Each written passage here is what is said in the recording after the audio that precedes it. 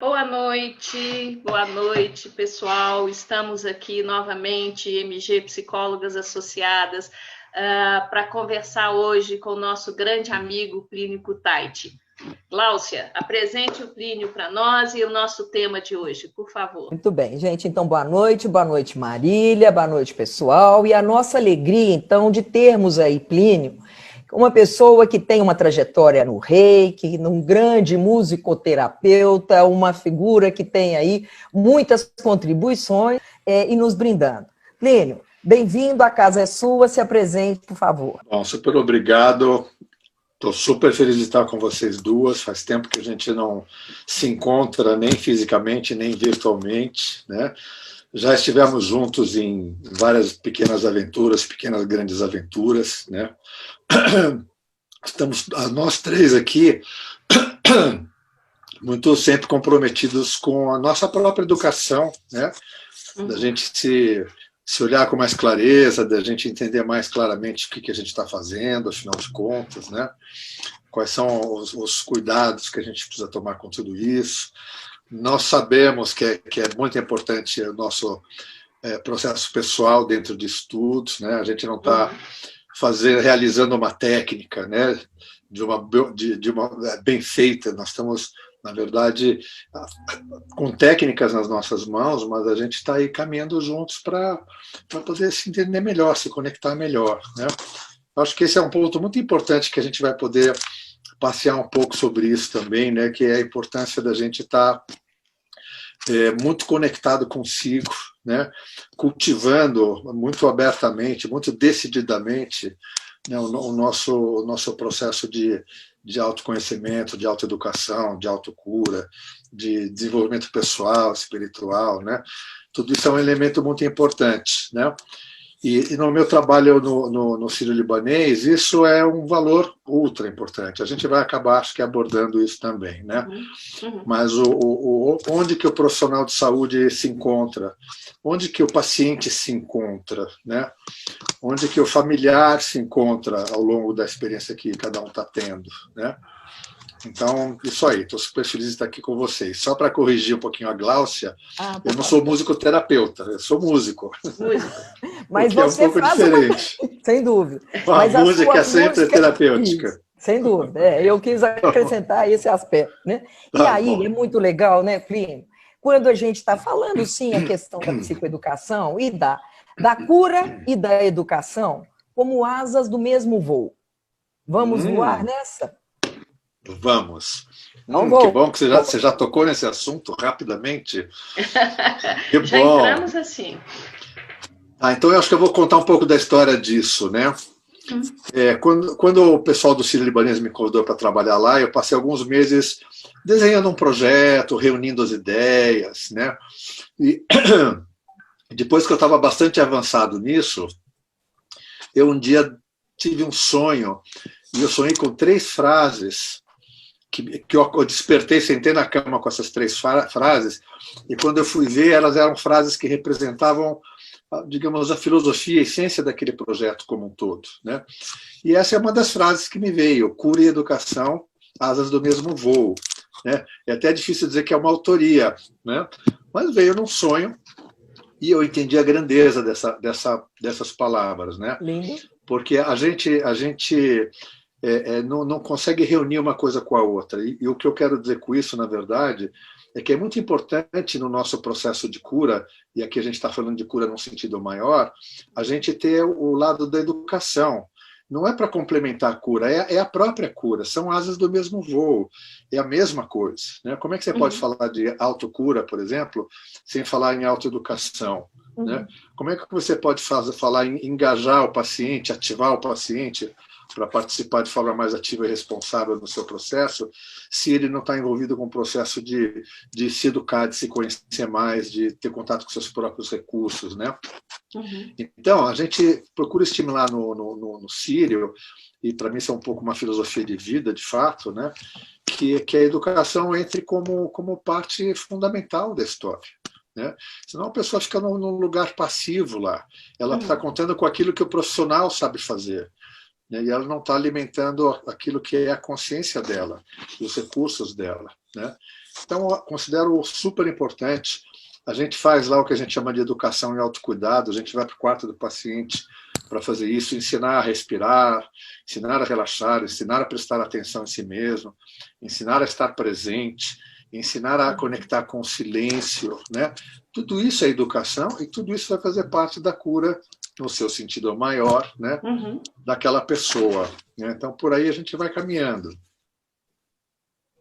E é muito interessante perceber a doença como um inverno, como um recolhimento, como um tempo de espera. E eu achei muito legal quando você fala de esquecimento e lembrança. Você podia falar mais um bocadinho? Puxa vida, onde é que você andou lendo essas coisas, hein, Glaucia? Que maravilha! Eu te estudei, Plínio, eu te estudei! Eu adorei isso que você falou. Você me fez companhia por muito tempo. Que bom. Eu também vejo, assim, de fato, eu vejo que a doença é só parte da dinâmica da saúde. Né? Às vezes a gente pensa que doença é um problema na saúde, mas não, é uma dinâmica. Tudo respira na vida, né? Nós vivemos numa realidade, nós vivemos em várias dimensões de realidade, né? Nessa realidade mais visível, tudo respira. Dualidade está aí, luzes e sombras, né? O positivo e o negativo, a felicidade e a tristeza, né? A saúde e a doença, mas não são duas coisas. É a mesma coisa, é uma dança, é uma dinâmica, uma respiração. Então, quando a gente olha nesse sentido, né, é claro que o entendimento que a gente vai ter da experiência da doença é completamente diferente. Né? A gente parte de um outro lugar. Né? Da mesma maneira que a gente pode falar do esquecimento e do esquecer e do lembrar. Né? É muito importante a gente... deixa eu colocar o que é importante para mim, talvez seja importante para vocês, né? Para mim é muito importante eu saber que eu já sou perfeito, ainda que imperfeito. Né? Isso é crucial. Perfeitamente imperfeito, né? Perfeitamente imperfeito, exato. Né? Então, eu tenho aqui a minha lista de imperfeições que eu tenho que lidar, que eu tenho que mudar, transformar, tomar consciência, curar, etc. Está aqui a minha lista de imperfeições. É grande. E eu sei que cada um de nós tem essa lista. Né? E, pelo outro lado, ao mesmo tempo, paradoxalmente, eu também sou perfeito. Né? Essa é a parte que nos custa. Porque quando a gente está com a cabeça metida na realidade mais tridimensional, a gente pensa que é uma coisa ou a outra. Quando a gente se libera um pouquinho, vai um pouquinho além, a gente começa a entender que é uma coisa e a outra. São as duas coisas ao mesmo tempo. Né? Então, a relação com a perfeição não envolve se curar, ou transformar, ou mudar, porque já é perfeito, não tem nada a fazer. A única coisa a fazer é reconhecer e honrar. Né? Tomar consciência da perfeição e honrar a perfeição também. Né? Então, nesse sentido, Glaucia, é que eu diria, a gente luta, às vezes, para transformar a nossa imperfeição numa perfeição, e é uma luta insana, que não dá em lugar nenhum, porque só o que a gente precisa fazer é lembrar que nós somos perfeitos. Essa é a lembrança importante. E muitas vezes, para a gente lembrar antes, a gente tem que esquecer. Nos meus momentos de crise pessoal, momentos que eu fiz mudanças muito importantes, muito dramáticas, e eu fiz mudanças muito importantes, eu sempre passei entre o velho e o novo, né, entre aquilo que eu estava abandonando e o ciclo novo que se apresentou para mim, aquele tempo que é um tempo de esquecimento. É um tempo de luto, é um tempo de integração, mas basicamente é um tempo em que você vai esquecer de quem você pensava que você era. Olha que libertação maravilhosa, né? Então, quando você chega num momento que você se esquece completamente de tudo, ali você encontra uma portinha para você começar a lembrar de uma coisa muito maior do que aquela identidade que você construiu, né? Quando eu era músico e eu tinha uma escola de música, tinha uma ligação inteira com aquilo, né? O dia que eu abandonei aquilo como profissão e entrei no meu buraco do esquecimento, eu me lembro que dentro desse buraco, um pessoal, eram até psicólogos, filósofos, que me convidaram para eu falar de improvisação dentro da música, né? Num aspecto um pouco mais amplo. E era um assunto do meu dia a dia, eu topei e fui. Quando eu cheguei lá na frente daquelas pessoas lá para fazer a minha apresentação, eu tinha um monte de coisa na cabeça para dizer, mas a minha boca não se abria. Eu não tinha mais nada para dizer. Então eu pedi desculpas e disse para as pessoas que, infelizmente, eu não tinha nada a dizer e fui embora. Foi uma situação constrangedora, difícil, mas ali eu assumi, reconheci perfeitamente que eu já tinha que abandonar tudo aquilo, esquecer um pouco isso, né? Soltar completamente, né? E confiar. Né? Confiar que uma vez que a gente abandona, que a gente esquece, a gente vai encontrar, a gente vai lembrar, a gente vai reconectar com algum caminho. Né? E aí é a questão da reconexão. E quando eu escuto você lindamente cantando, deitar nos braços da terra, calor é tempo de acordar, fogo de João, luz do meu coração. E aí, senhor Plínio? Fogo de João, luz do meu coração. Fala. Você é muito profissional mesmo, hein? Puxa vida, você está preparada para isso. Então, você me dá muitos ingredientes. Eu não estava preparado para isso. Bom, essa é exatamente disso. Você já falou tudo, né? Nós estamos falando de inverno, esquecimento, noite, morte, né? A gente está falando do mesmo assunto, né? E o que acontece quando a gente tem a consciência e a coragem, né, de deixar morrer, de esquecer, de viver o inverno plenamente, inteiramente, né, de estar mesmo lá deitado como uma semente dentro da terra, externamente fazendo nada, internamente acontecendo tudo, né? Quem já fez mudanças mais significativas, voluntária ou involuntariamente, né, sabe que a gente às vezes tem que passar por aí mesmo, né? E como na nossa mentalidade, geralmente a gente considera a metade do universo uma coisa maravilhosa, a outra metade uma coisa que a gente não deseja. A gente faz um crime contra a natureza, né? Essa coisa mais antiecológica que existe, achar que a luz, sim, é maravilhosa, que a luz e a sombra, não, né? E a gente também pensa assim como eu fiz, que a luz está de um lado e a sombra está de outro, né? Então é muito importante a gente saber que nós vivemos numa realidade que tudo isso está dançando e é mesclado, é inseparável, né? E tudo que a gente pode fazer é procurar viver isso de uma forma dinâmica, consciente, e se mover dentro disso, né? Dançar, né? Com as luzes, com as sombras, dançar essa eterna dança de luzes e sombras que acontecem dentro da gente, de verão e de inverno, de lembrar e de esquecer, né? De vida e de morte. Tudo que a gente pode fazer é se mover dentro disso com o máximo de sabedoria e desprendimento possível, né?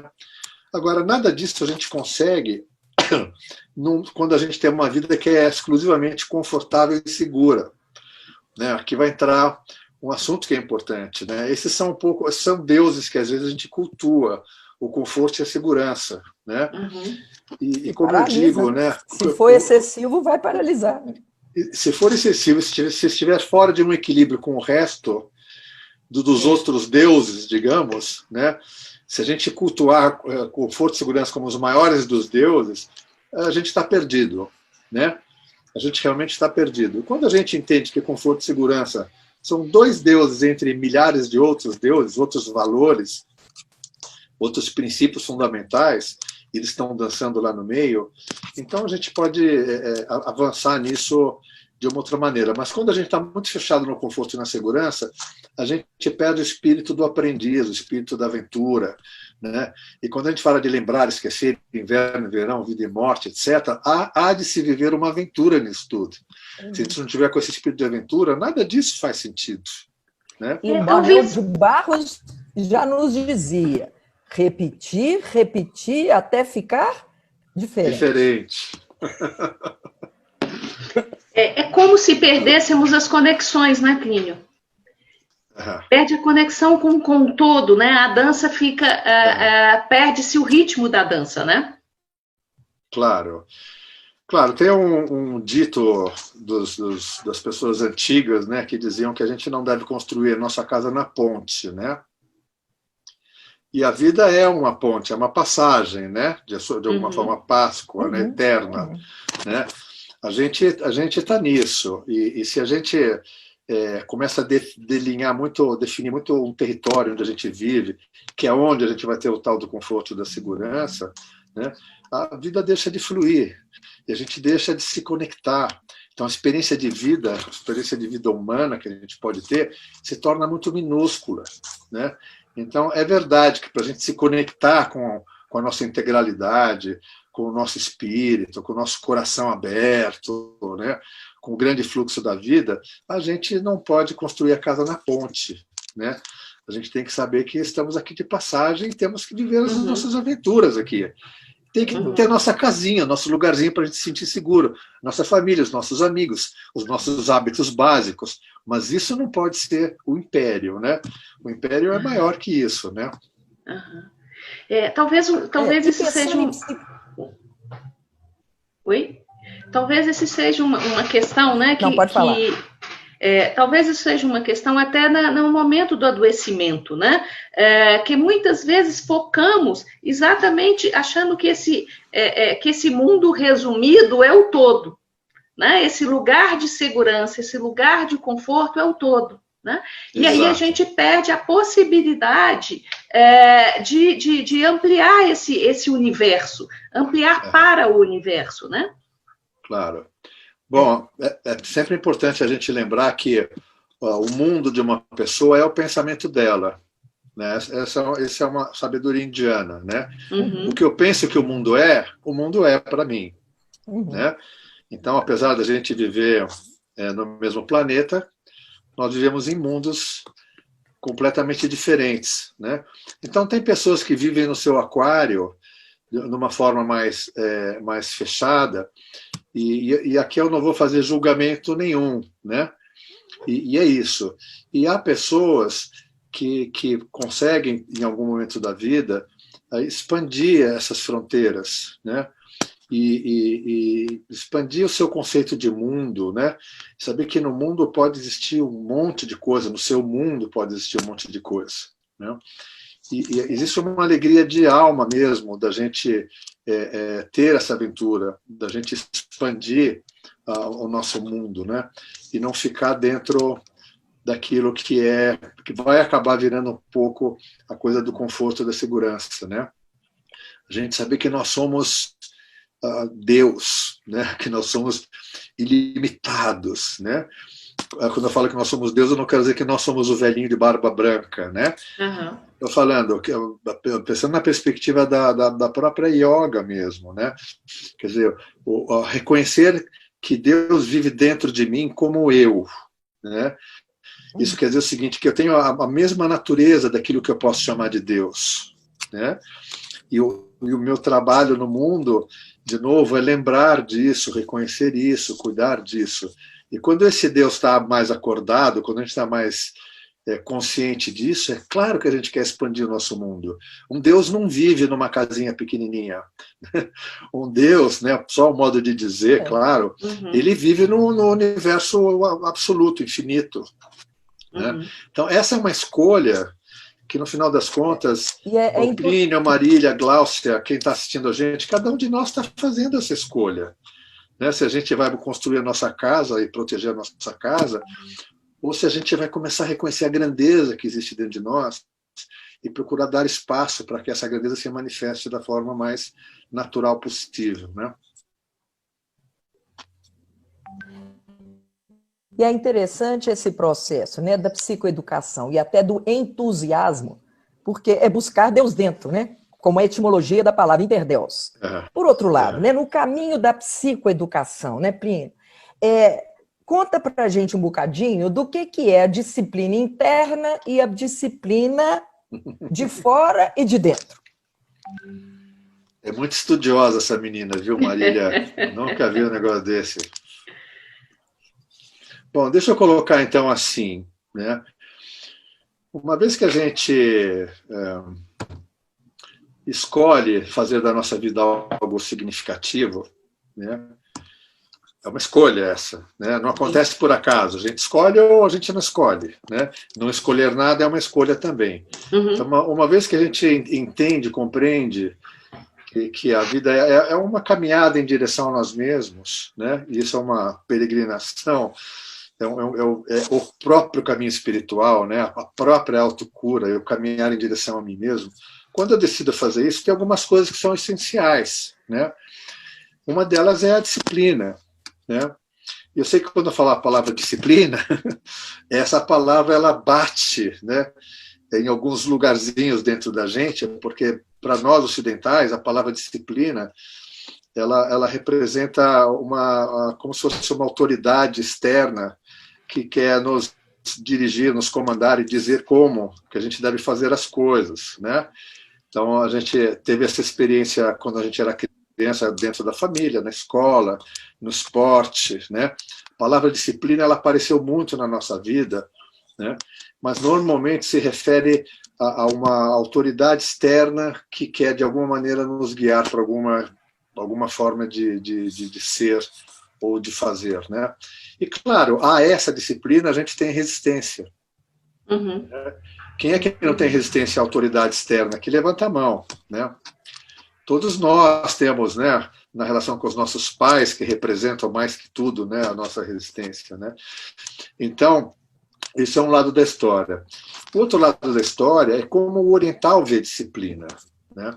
Para o oriental, a disciplina é uma coisa muito diferente, né? A disciplina é uma coisa que vem de dentro deles. Então, aqui no Ocidente, por exemplo, eu ensino Reiki. Eu sei que as pessoas adoram aprender Reiki, né? Adoram o curso de Reiki, adoram tudo aquilo que está acontecendo lá, vislumbram uma coisa maravilhosa. Quando o curso termina num domingo, chega segunda-feira, é hora da disciplina, é hora de praticar aquilo que a gente aprendeu, né? E aí que começa a brincadeira, e aí que começam os desafios. Então, para nós que somos brasileiros, latino-americanos, ocidentais, né, a gente incluir uma prática de pôr a mão de forma disciplinada na nossa vida é um esforço terrível, porque é contra a nossa cultura, é contra tudo que a gente aprendeu. A gente não aprendeu a ter esse nível de cuidado, a gente não aprendeu a se abrir para esse nível de educação, porque tudo isso é muito educativo também, né? Então a gente começa a se esforçar para fazer a nossa prática. A gente pega nós mesmos, pegamos o nosso chicotinho e representamos a nossa própria autoridade, e isso não vai levar ninguém a ter uma prática de Reiki ou de yoga ou de meditação, né? Da onde que vem essa disciplina interna no meu modo de ver? Vem justamente daquela escolha que a gente faz em relação ao sentido da vida. Quando eu quero dar à minha vida um sentido maior, quando o que eu estou buscando é equilíbrio, é a verdadeira felicidade, é estar em paz, é um estado mental maravilhoso, é consciência da minha espiritualidade, estou buscando o amor, a compaixão. Quando, digamos, o meu propósito na vida é dessa magnitude, a minha disciplina é natural. Aí vou aprender yoga, eu sei que eu vou fazer minha yoga porque eu quero alcançar essas coisas. Não vou fazer yoga só para aliviar estresse, de jeito nenhum, né? Fazer yoga porque eu quero alcançar essas coisas. Então, o sentido de vida, o propósito de vida, ele é uma fonte muito importante de disciplina interna, né? Quando a gente não tem, é claro, o sentido, o propósito que a gente quer ter na vida, é muito difícil ter disciplina, né? A não ser com um chicotinho, né? Então, é disso que eu falo. E quando a gente fala de educação, né, Gláucia? Educação em qualquer nível, psicoeducação inclusive, né? A gente está falando de processos que incluem muito a disciplina, mas não a disciplina da autoridade externa, né?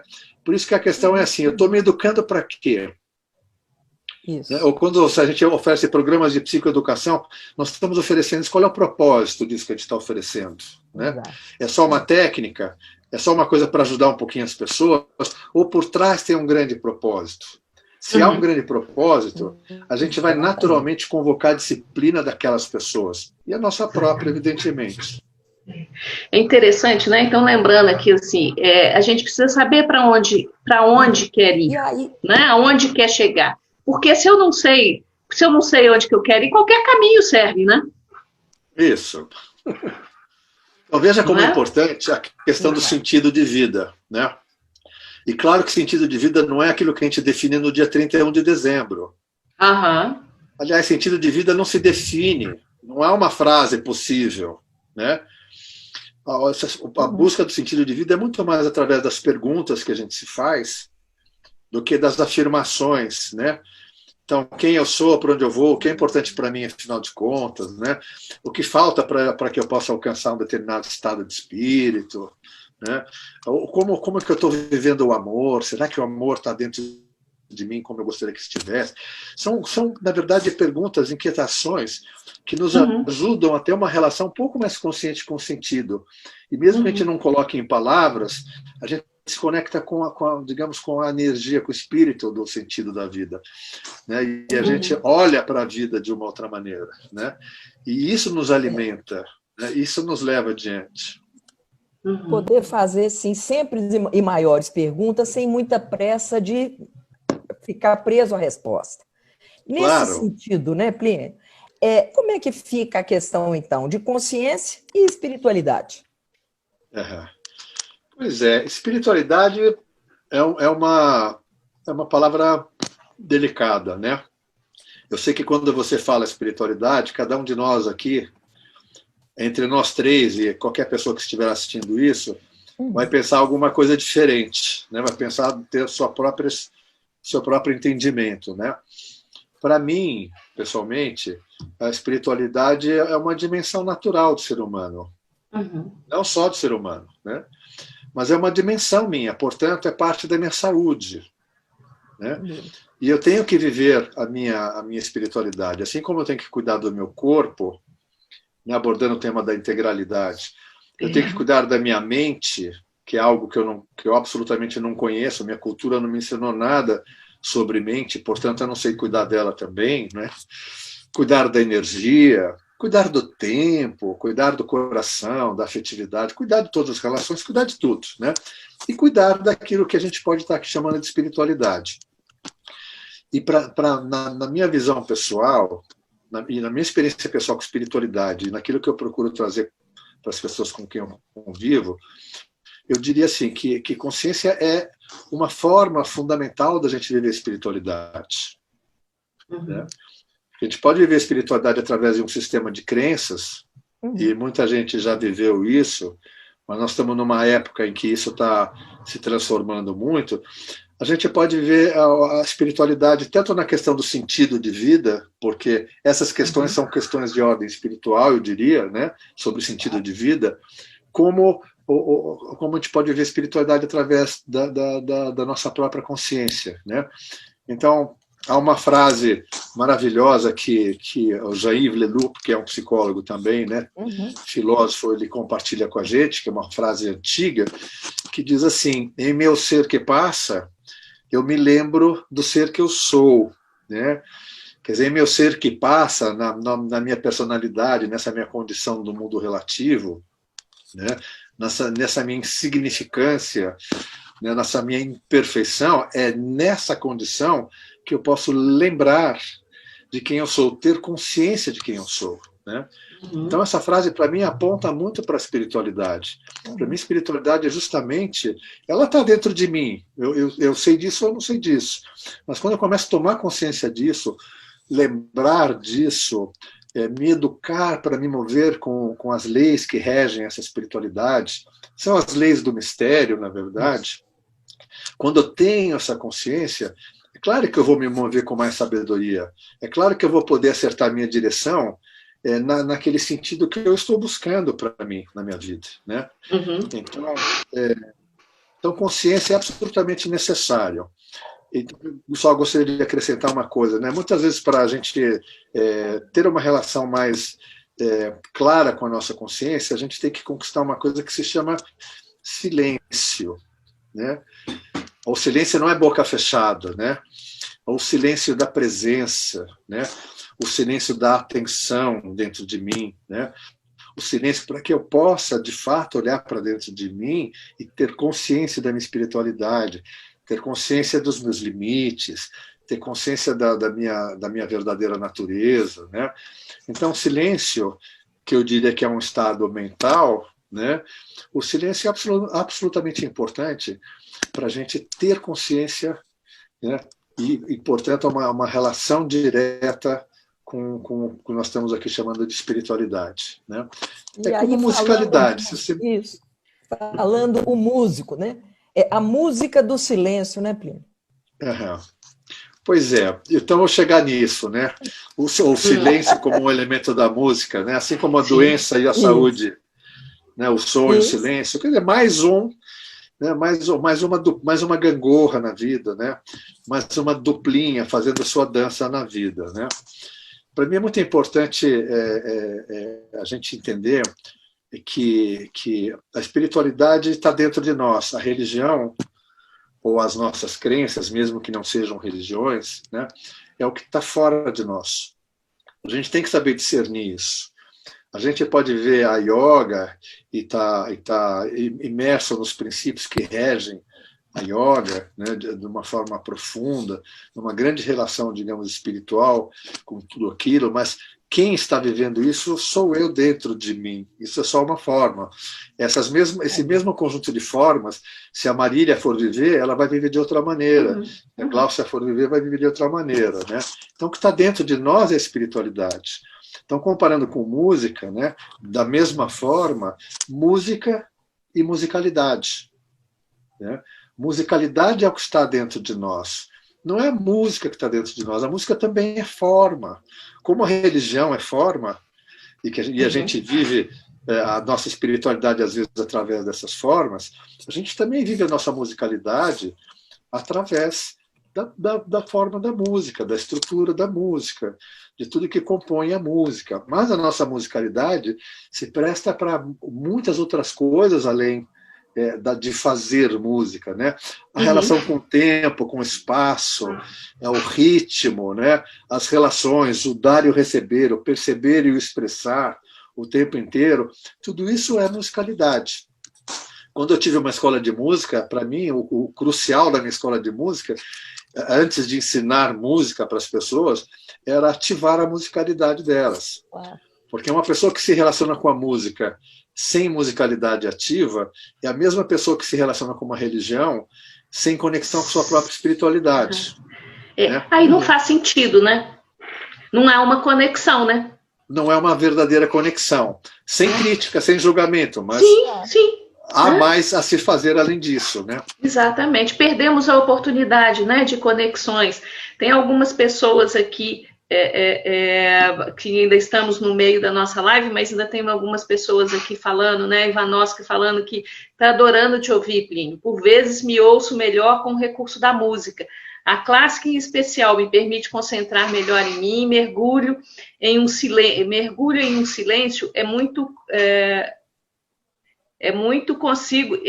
muito consigo me perceber, né? A Malu também falando aqui que quando a propósito tudo flui, né? Temos algumas intervenções muito falando disso, né?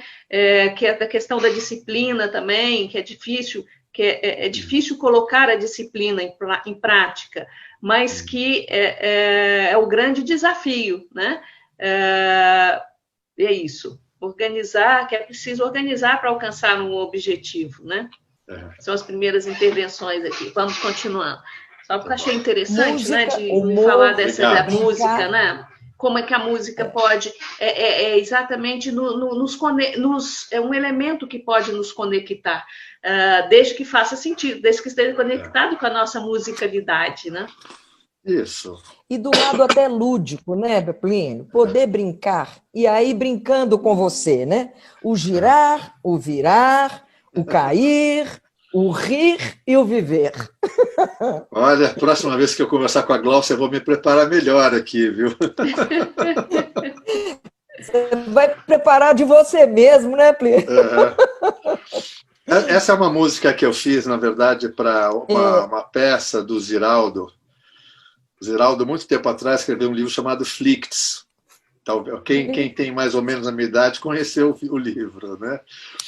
E o que há de interessante nessa história, que é uma história que fala muito da nossa experiência humana, né? Que era uma cor que não se via em lugar nenhum, né? O Flicts, ele não era a cor do sol, não era a cor do mar, não era a cor das plantas, ele vivia se procurando, essa é a história, né? É um livro pequeno, quase um livro de criança, mas é um livro de adultos, na verdade. Então, há um momento em que o Flicts está muito chateado da vida, muito triste, ele começa a entrar nessa ciranda com todas as cores, né? E ele começa a girar com todas as cores, e a gente sabe que quando as cores todas giram, elas se transformam num branco, né? Que é justamente o que fala a música, né? Que ele se encontra depois de virar com todas as cores, ele se encontra numa branca solidão. Essa não é uma experiência humana, né? A gente não vive isso, né? A gente procura se identificar, se articular com as pessoas, e muitas vezes a gente não tem aquela experiência que a gente deseja, né?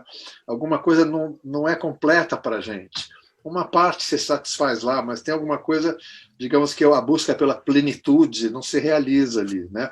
Então a gente gira com as pessoas, a gente gira com pessoas com quem a gente trabalha, a gente gira com pessoas com quem a gente convive, a gente gira com as pessoas que são da nossa família, né?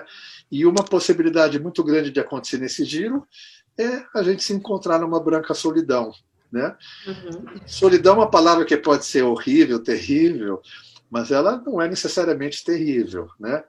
Então também isso é interessante, a gente pensar que a gente pode girar com todas as pessoas do mundo, né?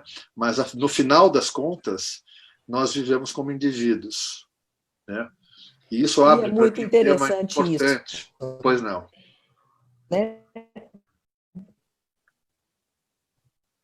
As palavras do momento. Aproveitando, Láucia congelou, né? Congelou. Assim, faz parte. Eu congelo e descongelo. É assim. Quase Flicts. Continuo congelado, estou aqui. Né? No caminho, então, do girar, do organizar, quando você fala do silêncio e do sozinho, né? E é muito interessante isso, como duas experiências realmente que são singulares, né? A possibilidade de estar sozinho. Isso me chama tanta atenção. Eu não me esqueço de uma pesquisa que foi feita com pessoas adultas que tiverem CTI graves antes da era Covid, e depois, naturalmente, conseguiram se recuperar e tal, ao ser questionados. O que foi mais desafiante durante o período da estada no CTI? A resposta unânime era essa: o estar sozinho. Né? E o pouco que a gente se faz companhia, e como que vem, sim, de novo, até a psicoeducação nesse sentido, né? De fazermos também esse caminho de conexão, mas conexão conosco, né? Bom, aqui nós estamos falando do assunto que é o crucial, é o assunto essencial, né? Que é como é a minha relação comigo mesmo, né? E como é que eu cuido de mim, como é que eu assumo a responsabilidade sobre mim, como é que eu alcanço o tanto de plenitude que eu preciso dentro de mim, né? Como é que eu, como indivíduo andando pelo mundo, me expando, né? Até onde eu realmente quero me expandir, né? Então, aqui eu queria fazer trazer uma das frases que foram parte do meu sonho, que são um dos fundamentos no sírio-libanês, que diz assim: cuidar-se e ser cuidado, né? Que são 3 aspectos do cuidado. Eu chamo de tríade do cuidado isso, né? Que são 3 práticas, 3 experiências humanas muito diferentes, né? Todas ligadas ao cuidar, né? Então, é claro que na nossa cultura a gente está muito mais voltado para o outro, muito mais ligado no cuidar, né? Talvez 80%, 90% da nossa energia está voltada para cuidar do outro, nossa atenção está no outro, o nosso amor se volta para o outro, nossa compaixão se volta para o outro, o nosso tempo, nosso julgamento, os nossos melhores conselhos vão para o outro, né? E aí, a hora que a gente encontra um espelho pela frente, a gente não sabe o que fazer com ele, né? A pessoa que está lá na UTI, ela está com um bruto espelho na frente dela, né? E o que ela está vendo não é fácil, né? Está com medo, quer dizer, é uma condição especial, vamos honrar isso. Mas, de modo geral, nós todos temos muita dificuldade de nos mover com o espelho, né? De nos voltarmos para nós mesmos, né? O cuidar-se, a parte do cuidar-se, que é tão crucial, é uma parte muito abandonada na nossa cultura. de novo, é uma coisa que se a gente não fizer um esforço, a nossa cultura leva a gente para o outro o tempo inteiro. Dar mais que receber, né? Cuidar mais do que cuidar-se e assim por diante. Né? Então, há uma passagem muito importante, eu acho, na vida de uma pessoa, quando ela começa a olhar para a questão do cuidar-se como uma coisa essencial, fundamental, e ela começa a entender que a responsabilidade primordial da vida dela é com ela mesma. Né? Quando a gente fala isso aqui, a gente concorda, todo mundo balança a cabeça, não só vocês duas, balança eu também, e muita gente balançou, mas na verdade, na nossa mente a gente concorda, mas o nosso corpo está educado para outra coisa. Né? Então, os nossos valores, os nossos princípios, às vezes fazem a gente pensar que cuidar de si é egoísmo. O grande valor é cuidar do outro, não é cuidar de si. Olha que paradigma importante esse. É um paradigma que o oriental tem muito mais claro que a gente. Por isso que ele tem aquelas milhares de práticas que são práticas de autocuidado. Todas essas práticas que a gente chama de integrativas, quase todas, são práticas de autocuidado, de autoeducação, né? São práticas de autoatenção. De autoatenção, né? Que servem para que a gente possa ir ao espelho, tomar consciência de si, fazer movimentos de autocura no seu sentido maior, no sentido maior da palavra, né? A gente tornar a vida uma experiência de mais amor, de mais compaixão, de mais conexão verdadeira com as pessoas. Nada disso acontece por acaso. Tudo isso acontece quando a gente vai no espelho. Vocês são psicólogas e sabem disso, né? Você vai no espelho, você vai se conhecer, você vai ver suas luzes e suas sombras, e no meio disso tudo, você vai conseguir ter propósitos e disciplina para avançar em direção àquela parte que você está escolhendo no seu espelho. Né? Então, o cuidado pessoal é uma coisa que é extremamente importante. Então, o silêncio, a solidão, a UTI, né? A experiência do espelho, o indivíduo, né? Tudo isso é um grande desafio para nós. Está longe da nossa cultura. Para o oriental, de um modo geral, eu diria que é mais natural para eles isso, porque está na cultura deles. Eles sabem que, no final, eu tenho que cuidar da minha energia, eu tenho que cuidar da minha espiritualidade, eu tenho que honrar o meu Deus, seja ele quem for, né? Eu tenho que cuidar da minha mente, e eles têm muito mais responsabilidade para isso, e mais equipamento, mais ferramentas, né? Que são as práticas. Né? O que a gente tem de ferramenta de autocuidado no Ocidente? Não muito. A gente tem a terceira perna da trilha do cuidado, que é o ser cuidado. Então, para nós é muito mais comum a terapia. Né? Eu estou precisando de alguma coisa, eu vou procurar alguém que me cuide. Né? E isso é muito bom também. Mas a gente não tem a educação, né, do autocuidado, a educação de se conhecer mais e desenvolver recursos, né, que a gente precisa. Eu digo constantemente na minha experiência no hospital, aos pacientes oncológicos, para os profissionais que trabalham com paciente oncológico, que o autoconhecimento, o contato consigo mesmo é um patrimônio essencial para o paciente oncológico. A pessoa que passa por um câncer sem se conhecer, sem saber se dançar com o seu próprio espelho, sem saber quais são os seus próprios recursos, né, os seus medos, ela está vivendo uma experiência muito difícil.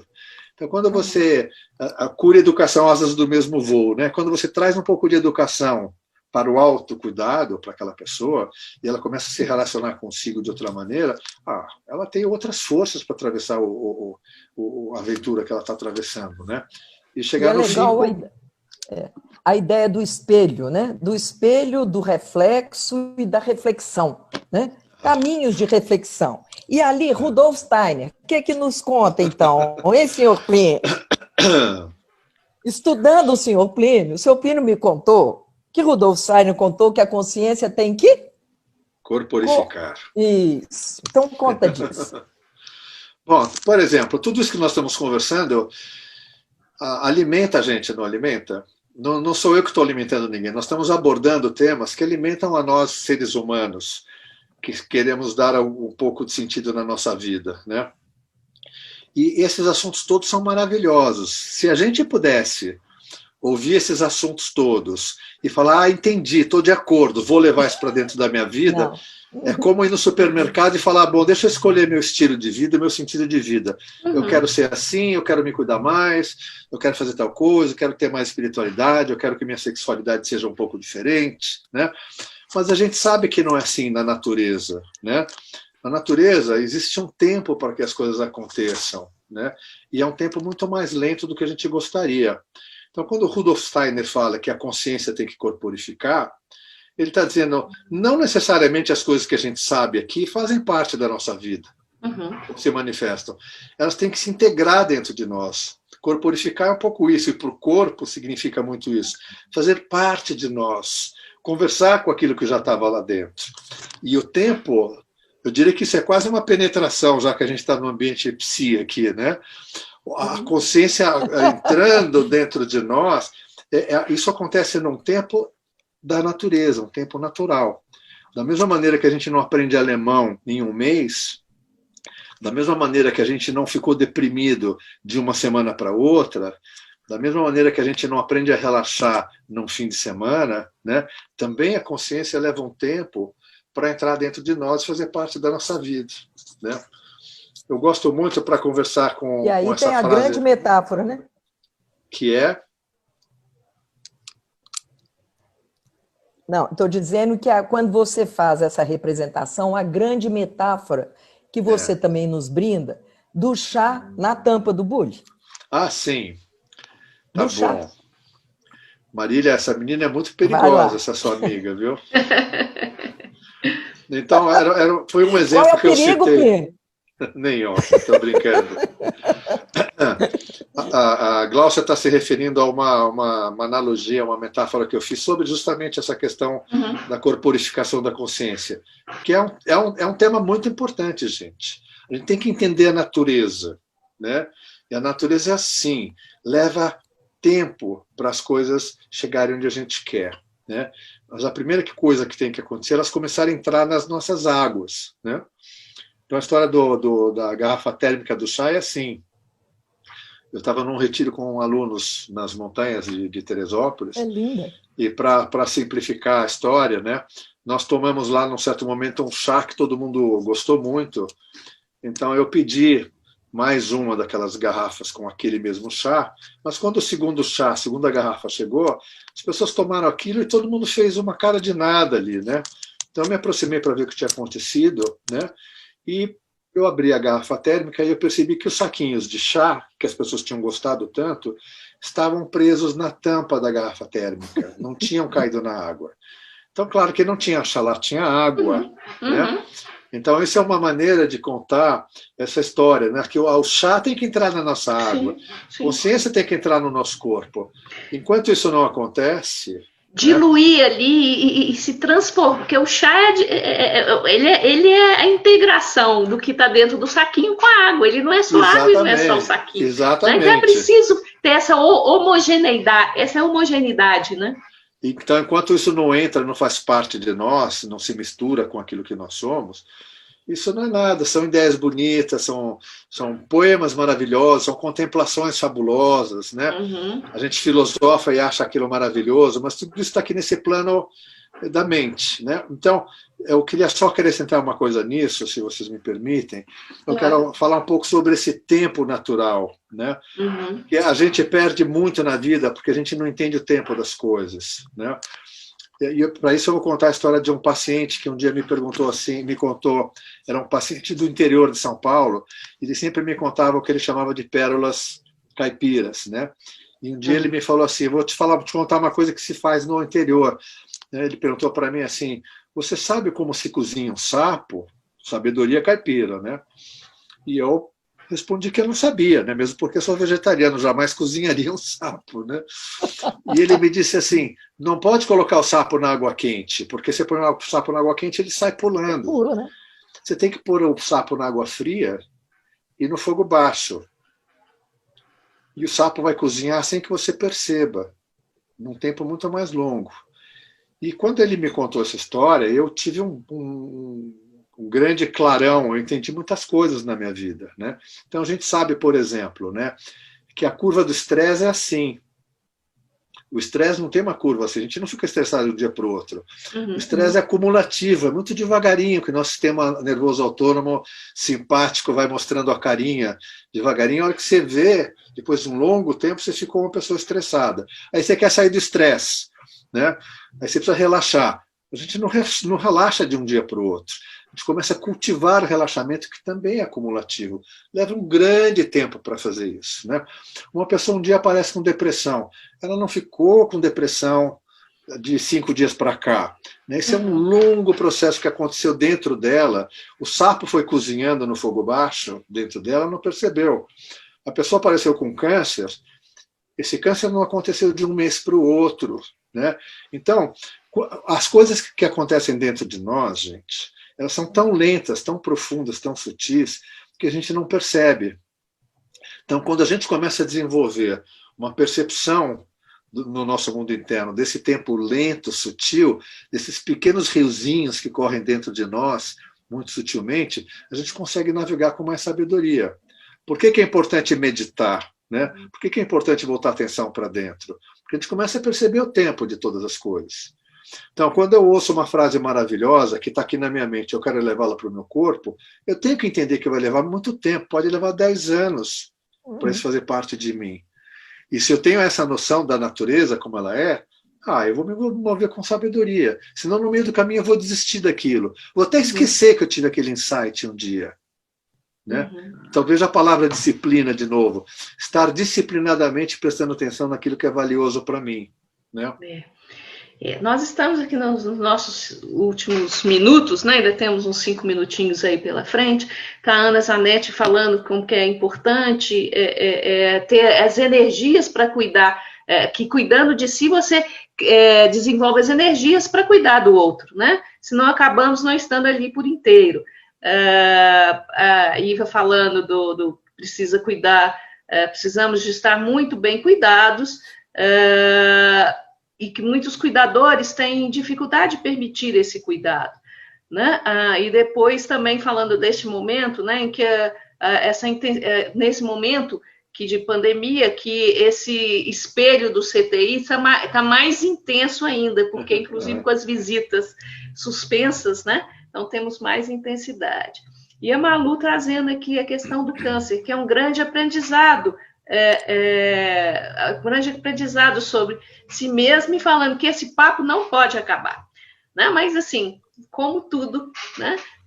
Ainda temos uns minutinhos, mas eu quero te fazer. Você falou que foram três frases que te acordaram de madrugada, né? Quando você estava lá começando lá no Sírio-Libanês com o trabalho de cuidados integrativos. Qual que foi a terceira frase? Tá bom. Você falou só duas. Claro, né? Então, só lembrando, né? Cura e educação, asas do mesmo voo. Cuidar, cuidar-se, ser cuidado. Cuidado. Tratamento global, tratamento humano. Que é essa noção de que a única forma de humanizar um tratamento é fazer ele da forma mais integral possível. Aqui nós estamos falando de integralidade. Não existe nada mais desumano do que tratar a doença de uma pessoa, né? Então, o binômio que a gente tem que conjugar vai ser sempre tratar a doença, mas cuidar da pessoa na sua integralidade, né? Essa é a parte que a nossa medicina se apaixonou um pouco pelo tratamento da doença, né? E se esquecer um pouco, isso não é a coisa para ninguém se sentir mal, nenhum médico se sentir mal com isso. Isso é uma história da cultura médica, né? A gente abandonou o cuidado com a pessoa. Então, quando eu falo em tratamento global, tratamento humano, eu estou falando justamente que a gente tem que voltar a olhar para a pessoa na sua integralidade. Aliás, eu só posso dizer que eu estou tratando uma pessoa como uma pessoa se eu olho para ela em todas as suas dimensões, né? Se eu não incluir o que ela sente, o que ela tem medo, se eu não incluir os familiares dela, né? Se eu não incluir as crenças dela, se eu não incluir a mente dela, a espiritualidade dela, como é que eu posso tratar uma fatia dela, né? Então, no nosso núcleo, no Sírio, a gente procura ter essa filosofia de sempre contribuir para que as pessoas sejam tratadas da forma mais integral possível, como uma contribuição para a humanização do cuidar, que é uma coisa tão importante, né? Então, Basicamente E aí eu tenho mais uma perguntinha perigosa. Vamos ver. Como é que a gente entra em cada dia? Tá bom. Tá bom. Então, a Gláucia está comentando muita coisa porque ela tem assistido muito dos meus vídeos no Instagram. Então, ela tem um material muito interessante lá. São lindíssimos, recomendo, riquíssimos. Então, Plasticamente lindos, mas é isso mesmo. A fonte é lá. tá. Então, nesse vídeo que você está, na verdade, citando, né? Eu estava dizendo que a gente não conta os dias de 7 em 7, nem de 30 em 30, né? Que a gente conta dias de 1 em 1. Né? Esse é o ritmo natural da vida. Quanto mais de acordo com a natureza a gente viver, mais a gente pode se aproximar da felicidade, da plenitude, de tudo que a gente possa estar buscando. Né? Então, viver um dia de cada vez. E, ao mesmo tempo, saber, né, ter a noção do poder do nosso livre-arbítrio. Né? Eu sempre ensinei meu filho caçula, né, que é um temporão, sempre disse para ele o seguinte: olha que lindo dia de chuva, olha que lindo dia de sol. Todo dia pode ser um dia bonito. Não é a chuva ou o sol, não são as circunstâncias em volta que vão fazer do nosso dia uma coisa maravilhosa ou não. Todo dia, todos os dias a gente tem desafios, tem dificuldades, né? Mas há uma escolha consciente, através do livre-arbítrio que a gente faz, em termos de viver aquele dia de forma aberta, de dar valor para aquele dia, de ter o desfrute, ainda que seja o desfrute do aprendizado de experiências difíceis que a gente vai ter, né? Mas essa é uma escolha consciente, nós temos esse poder, né, do livre-arbítrio, e a gente precisa usar um pouquinho mais do que a gente usa, eu diria, para não ficar sujeito aí à meteorologia, né, em todos os seus sentidos. Muito lindo. Aqui, você já ganhou seguidores novos, viu? Muita gente aqui falando que já vai te seguir, que já está seguindo, né? A beleza está nos olhos de quem vê, de pessoas falando que estão sentindo paz em te escutar, aprendendo cada vez mais, a Débora falando que está amando isso, né? E vamos seguindo aqui. Mas o nosso tempo também seguindo, né? Tá bom. Essa ampulheta que a gente vira quando começamos, não tem como, né? E eu acho que também a gente precisa aprender, né, Plínio? Esse aprendizagem de lidar com esse tempo também. Claro. Né? Talvez esse desafio nosso, porque tem esse tempo, mas o tempo da natureza também, ele não é medido pelas areias da ampulheta, mas ele também tem o seu tempo. Não é? Então, nós temos aí as 4 estações, mais ou menos 3 meses em cada, e que tem as marcações também de início, de final, né? Os equinócios aí marcam exatamente o início das estações e tudo mais, e o nosso tempo aqui também vai se esgotando. Quero te agradecer muito, foi um prazer enorme você aqui com a gente. Passo a palavra para você e Gláucia se despedirem também. Eu quero, então, primeiro disso, recomendo que vocês sigam, sim, o Instagram do Plínio, né? E querendo dizer, né, Plínio, que o nosso encontro, de fato, ele começou antes desse momento nosso, de uma maneira muito inspiradora. Então, parabéns por você, pela sua sensibilidade, pela forma linda que você descreve, nos presenteia a forma de estar na vida, né? Muito obrigada. Agradeço muito a sua presença e a nossa conversa. Eu que agradeço essa oportunidade de a gente ter esse tempo. Foi um tempo perfeito, um tempo pleno. Espero que as pessoas tenham também aproveitado um pouco dessa nossa conversa, né? E vamos dar tempo para que essa conversa entre dentro de nós, né? Naturalmente, né? Se corporifique. Eu gosto muito de brincar com as palavrinhas, né? E quando você fala de tempo pleno, está muito perto do tempo Plínio, né? Então é assim, olha, Plínio pleno está muito pertinho, né? Amém. Amém. Muito bem. Então muito vamos nos cuidar. Vamos nos cuidar, é isso que eu quero deixar para todo mundo aqui. Isso. Amém. Vamos nos cuidar. E novos encontros virão, podem ter certeza. Tá? Contem com Amém. o Plínio e na MG Psicólogas Associadas Psicoeducação e Saúde. Parceira! Tchim, Tchim. A parceira não está vendo a sua... parceira, pronto, descongelou. Estou aqui, eu congelo e descongelo, menina. É assim. Muito Beijo, obrigada, gente. Plínio. Vão com Deus. Valeu, parceirinha. Beijo. Valeu.